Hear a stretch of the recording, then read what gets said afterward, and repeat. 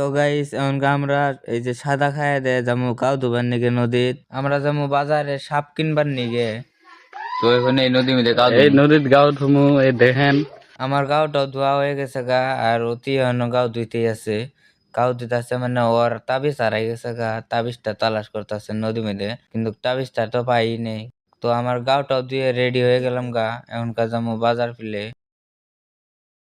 তো আইসার দিয়ে গুয়ে পারতাছে তার মানে গুয়ে গাছ বেঁচে দিছিল আমরা যাবো বাজারে কেটিএম নিয়ে তাই অত লেবেল সেবেল মারি নাই। তারপরে আইলাম সাইবুলে গোবাইতে সাইবুলে গোবাইতে অতি রেডিও নাই।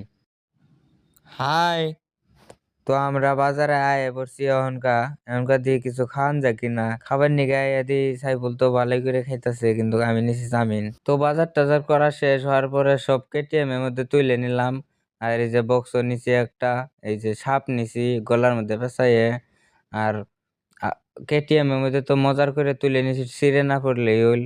আর এই যে দেখেন কেটিএম এর চেনও খুলে গেছে গা, এখন ঝামেলা হয়ে গেল দি তেল আছে দি কেটিএম এর চেনটা তোলার নিগে সাইফুল চাইতেছে আমার কাছে গুয়ের ছাল দিয়ে ওর একটা দি কে বাগের চেনটা তুলে দেখেন আপনারা কালি যাতে পরে না তার নিগে দিছি গুয়ের ছালটো ওই হিসেবে গুয়ের ছাল দিয়ে তুললো।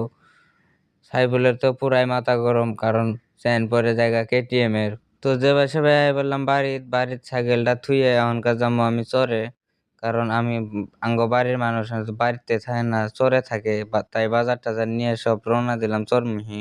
নদীর পাড়ে আয় দেখি নাও নাইকে নাও নিয়ে গেছে ওমরা কিন্তু নাও দিয়ে আবার নিয়ে আসতেছে নদী পার হয়ে আয় বললাম আঙ্গ খেতে মধ্যে দেখেন তরমুজই ধরে নাই এলো গাছ তো ভালোই বড় বড় হয়েছে কিন্তু তরমুজ এখনো ধরে নাই কে।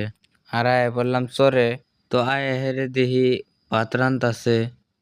তো না আমি বাজার টাজার গুলো থুইলাম থুয়ে হেরে ঘরে যাই এখন গেম খেলাম আমি এডে ঘর আঙ্গুরে।